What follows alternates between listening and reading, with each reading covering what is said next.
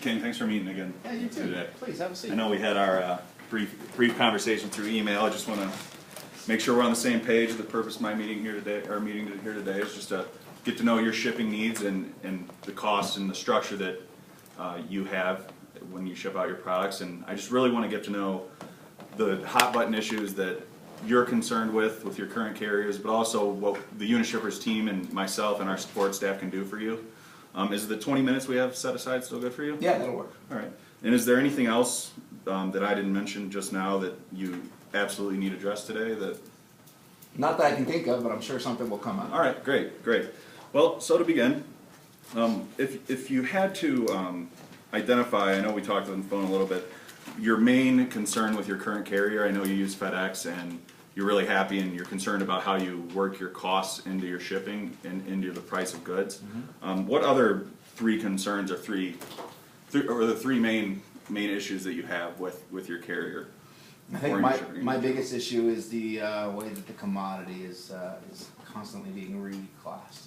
Okay. Right. We're a density-based type of shipping program. We move a lot of promotional product that is boxed.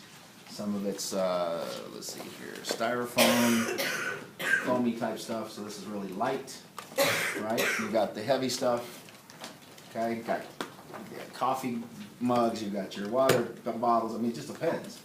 And so I think our biggest issue is that. We haven't been able to find a carrier that gets it right. Okay. Well, one of the great things we do is, and we'll run through our website eventually, is that our classification system and our ease of use and our expertise, and that will hopefully help you avoid those issues. And our partnership with UPS, they're one of the top, between them and FedEx, they actually handle those issues a little bit better, in my opinion, in the experiences that we've had. Besides the commodity. So you're saying that I've got a good choice then, because I'm using FedEx with a small package.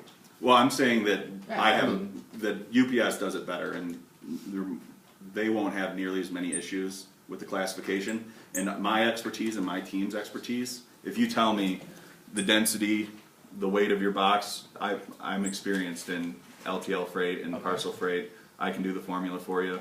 I can call a carrier on the phone and walk it through him if I'm concerned about it, just so it doesn't happen in an invoice that it's $300 or $400 more because the carrier initially classified it wrong on you.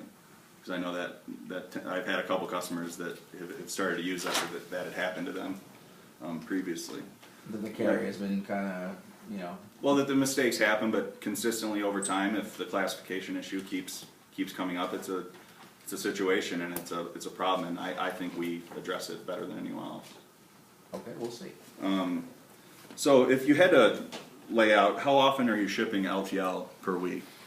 I would say that we're probably moving 1 to 2 a week, easy. Okay.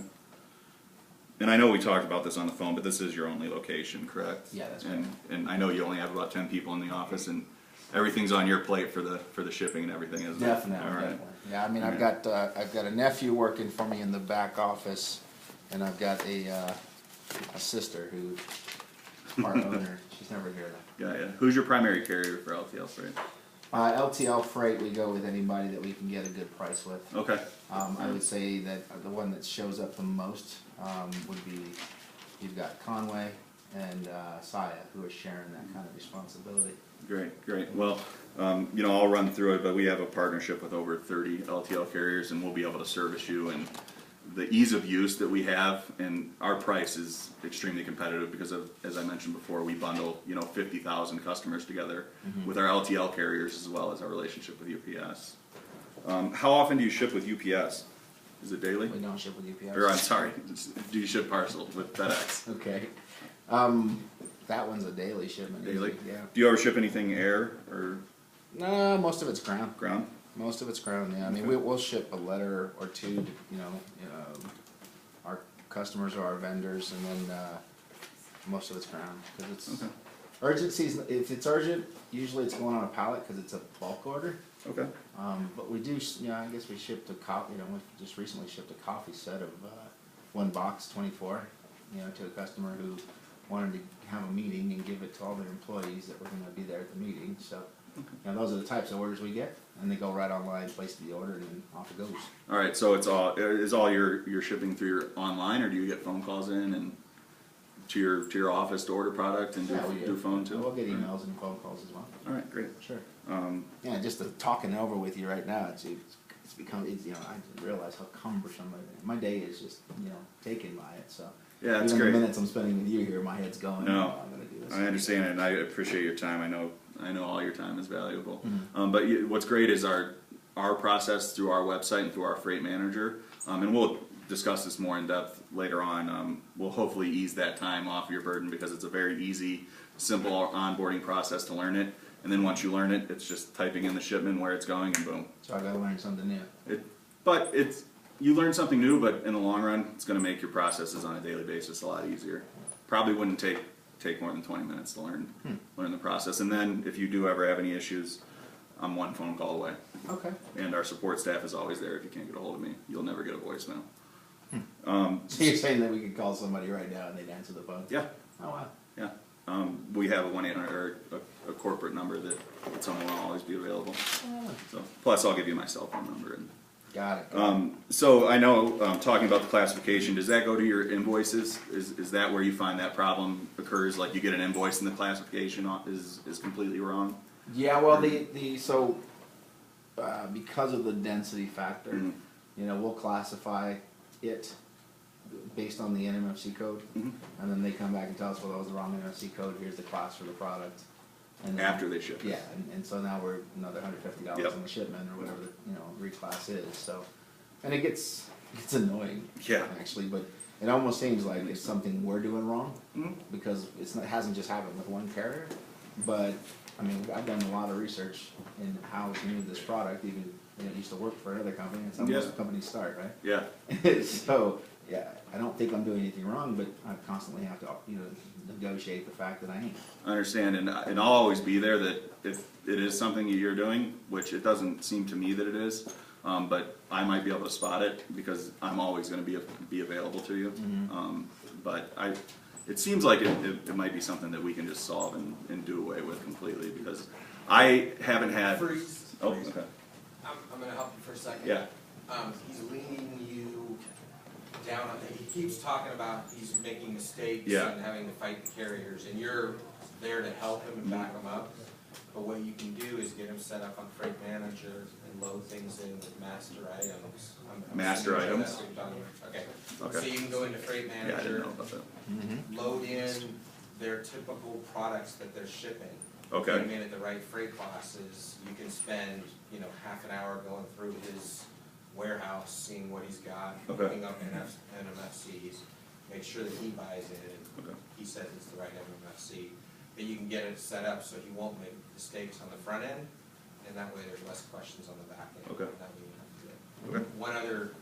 One other tip, I left it off for now, but he was also throwing you a bone where you kept saying, hey, we've got a live person that you can Mhm. get in touch with, and he says, oh, really, we can call somebody right now? Let's call. Yeah, You let's can call actually somebody. just call right there, but be careful with that. Yeah. You Yeah, I know. know. Hey, this is Eric. Well, hi, Eric, what's going on? How's your weekend? I got a customer here with me. Yeah. So, I did anyway. not know about that in But Freight the Manager, main so point is what you can solve for them with the Freight with Freight Manager. Okay. And then also when you're talking about learning, ask them if he's ever used Travelocity, Expedia, you know, did it take me long to figure that out? I mean, just try to make it Yeah. look like it's Real world something examples. you use. Sure. So one thing, since we are on that pause moment, where do you think we are in the sense of percentage of you talking versus me talking? I think we're too much on my side. I would say about 60-40, Okay. maybe, it Okay. feels like. Good, well, I'm glad you realized that, Yeah. so, right. Yeah. Yeah. Okay, Okay. unfreeze, let's go. All right. Well, actually, Mr. King, we have in our Freight Manager system with your NFMC codes, I'll be able to walk through your warehouse, and once we have it in our Freight Manager, it's there, and it'll always get the classification correct. So you won't have to do it new every time. It'll be correct each time, and if it's a new product or something, I can come back out, or you can tell me what the product is and we can re-enter that. But if it's something that you're shipping all the time, it's really ease of use in our Freight Manager. So there's something that will save it, and then we just choose it. Exactly. Okay, good. Exactly. Interesting. So besides the Hey, classification issue, Freeze, real quick. That's fine. Is it Lennon? yeah, like, Real quick, ask him, why is this freight being reclassed? What the hell's the problem? Tell me why that's happening. Understand why that's occurring. If he pointed to his bottle on his desk, it's a density-based item, I don't know if you know much about that, but try to understand why that's occurring. Is it occurring because you guys ship bottles and you're not being classed because they don't know the proper class in the first place? Do you know why it's occurring? yeah, it's kind of like what he said. He didn't know if it was something he was doing wrong He's or on what. the right track. Yeah, yeah, no, yeah, no, I So get he it. doesn't know, this is an opportunity for you to say, well, do you know how density-based item work? Mhm. You know, if you do, well, it doesn't sound like he does. 'Cause Become more of the right? export for him, and Right, yeah. more of the, well, listen, hey, and that's where you gotta dig in, okay, why is it occurring? And is it something you know much about? You know what, to be honest with you, Lennon, I don't know a lot about it, that's why it's occurring. But I tell you what, I'm not the expert when it comes to this, but I have a back-end support team that does a very good job to help figure out your proper density and the classifications for your items so we can help alleviate that. Again, I'm not the expert in that, or maybe you are, I mean, I'm pretty good at it myself now. I'm not. Right. Yeah. So it's always a, hey, I may not have that answer, but I know who does, and I'll get that for you. So anyway, I'm pretty. Good coaching, yeah, unfreeze. All right. So, Mr. King, mentioning your issues with density, do you, why is the reclassification happening in his office? That's a great question. I've got over 500 different products, right? And sometimes the customer will order for a trade show, for example. And it goes, we need this many bottles, this many hats, this many, stress balls, and we got to put the order together, right? Well, based on that, you've got 20% of the shipments probably have class 85, and then you've got 60% of the shipment is class 92.5, and then you got the glass jar because they wanted some glass to go too, and so it becomes this mess of product that's going. But it's my business. I need to sell it. I need to get it there, and then I need to get it there packaged and safe, and so that's where the carriers are like, well, which one is it? What's it made of? So I've had to literally hand write all of the percentages and say this is the one that is the most on this pallet is this percentage, and this is the class. And so they still determine, okay, well, wait a minute, that class isn't truly the most. This is what you have to have, and I get all these explanations, and I'll be honest with you, I'm getting to learn it and understand it better and better. And I didn't realize that it's just easier to sell as bulk, because that's where I came from. It was the vendor I'm purchasing some of my product from, right? I mean, I get it. It's all styrofoam balls. It's all hats, So now I understand the difference. Is that bringing it in, no problem. Okay. Right? I don't have a problem with any of those shipments. It's the getting it out. Well, what's great is I'm still learning as well. I'm no expert on. I'm getting to know the density more and more. But our company has been in business for over 20 years, and my direct sales manager has been doing this for over 20 years too. So if I have any questions that I can't answer for you, I can go. He sits 2 desks down from me, and I can go right to him and get that answer. And you'll never have a carrier while you're working with us, or you'll never have me say, "Well, you figure it out." Right. Okay. It's something I'll always be there to help you with. Now you said that you do the promotional products. Is there anything else that you're looking to get into, or anything? Or you're just going to stick in your lane currently, or are you looking to expand your business if we could save you costs on your shipping? No, this is a full-time circus as it is. Yeah. So I think we're good there. I do know that saving money is an important piece to my business, and when it comes to your question you asked earlier, you said you want 3 things, I think is what you were looking for. The one came to mind as we're sitting here having this conversation about not knowing enough.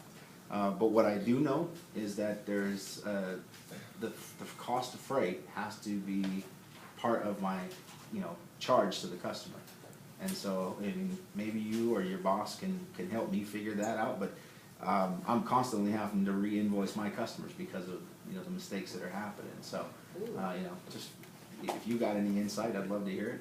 No, absolutely. I find different customers I work with have different processes, but we, with the freight manager and being able to classify and not having to worry about that. But yeah, it's something I can definitely look at for you and help you out with. I have different customers that do it different ways. Some do it in bulk at the end of a month or a quarter to their customers and say, hey, here's your shipping cards, here's charges instead